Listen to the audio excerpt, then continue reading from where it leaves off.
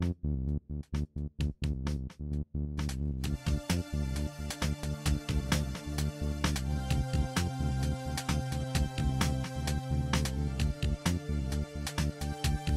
everybody, we're here in front of the Ruger booth talking about their PC Carbine.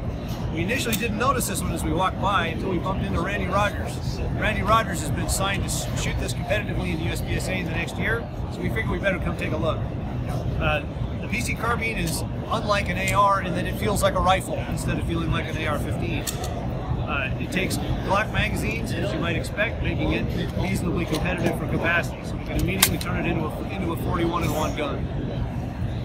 It's interesting in that it's got the mag release mounted right here. Instead of a place where you can get it with your trigger finger, you have to operate it with your other hand.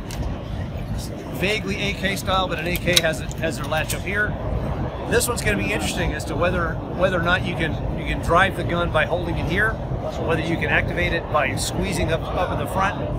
There's some concerns that way. However, everything else about it is really very nice. It's a modified direct blowback. It's a direct blowback action, but built into the bolt are some tungsten weights that operate like a deadbolt hammer.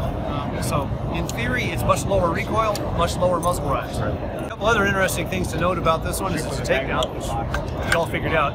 But once we got in there, we realized it's an awful lot easier to clean this thing than trying to take apart an AR and do all that noise.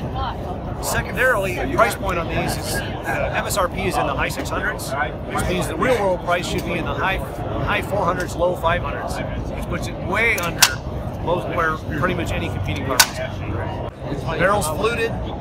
It's got Picatinny rails to hang stuff off of. There's a lot of thought that went into the rifle.